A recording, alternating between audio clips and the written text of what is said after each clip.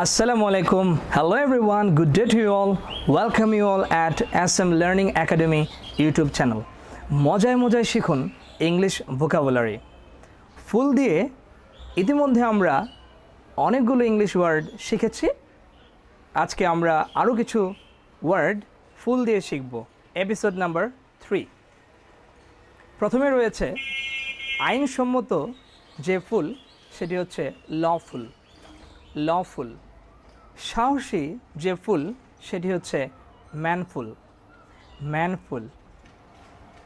আনন্দদায়ক যে ফুল সেটি হচ্ছে মার্থফুল। মার্থফুল। মুখ ভর্তি যে ফুল সেটি হচ্ছে মাউথফুল। মাউথফুল। সদয় যে ফুল সেটি হচ্ছে মার্সিফুল। মার্সিফুল।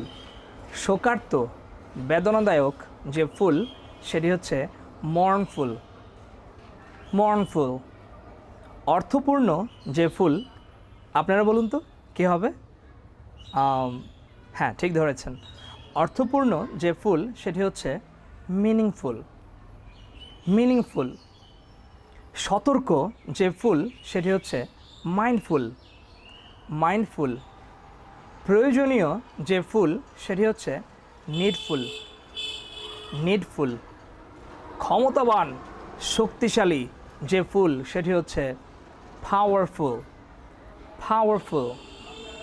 অহংকারী দাম্ভিক যে ফুল সেটি হচ্ছে প্রাইডফুল। প্রাইডফুল। শান্তিপ্রিয় যে ফুল সেটি হচ্ছে পিসফুল। পিসফুল।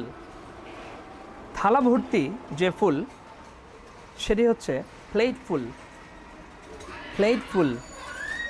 দয়ালু যে ফুল সেটি হচ্ছে পিটিফুল। পিটিফুল।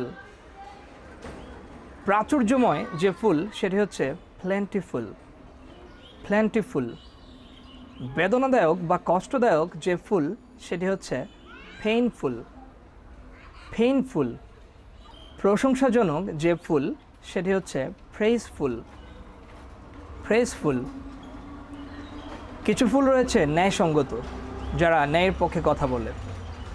ন্যায়সঙ্গত যে ফুল সেটি হচ্ছে রাইটফুল। দুঃখপূর্ণ যে ফুল সেটি হচ্ছে রুইফুল। রুইফুল। করুণাময় যে ফুল সেটি হচ্ছে রুথফুল। রুথফুল। বিশ্রামরত যে ফুল সেটি হচ্ছে রেস্টফুল। রেস্টফুল।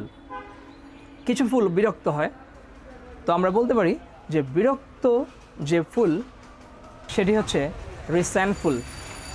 রিসেন্টফুল। বিপজ্জনক যে ফুল সেটি হচ্ছে রিস্কফুল। রিস্কফুল। শ্রদ্ধাশীল যে ফুল সেটি হচ্ছে রেসপেক্টফুল। রেসপেক্টফুল। অনুতপ্ত যে ফুল সেটি হচ্ছে রিগ্রেটফুল। রিগ্রেটফুল। এভাবে আমরা অনেকগুলো ফুল এই তালে তালে ছন্দে ছন্দে ফুলের তালে তালে মনে রাখতে পারি। আপনারা যদি বাসায় এই ওয়ার্ডগুলো এক তালে প্র্যাকটিস করে শেখেন তাহলে অনেক বেশি ইজি হবে এই ওয়ার্ড মিনিংগুলো মনে রাখা। যেমন লফুল, ম্যানফুল, মার্সিফুল, মর্নফুল, মিনিংফুল, রাইটফুল, রিসেন্টফুল। এভাবে যদি শিখেন তাহলে ওয়ার্ডগুলো বেশি মনে থাকবে। আমি আবার বলছি, আপনারা ছন্দ বানিয়ে শিখুন, অনেক বেশি মনে রাখুন। কারণ সাধারণভাবে শেখার চাইতে ছন্দ দিয়ে বা মজা করে শিখলে সাধারণভাবে মুখস্থ করার চাইতে অনেক বেশি মনে থাকবে এবং কার্যকর হবে। So dear viewers, that's all for today. Hope to meet you again with another video.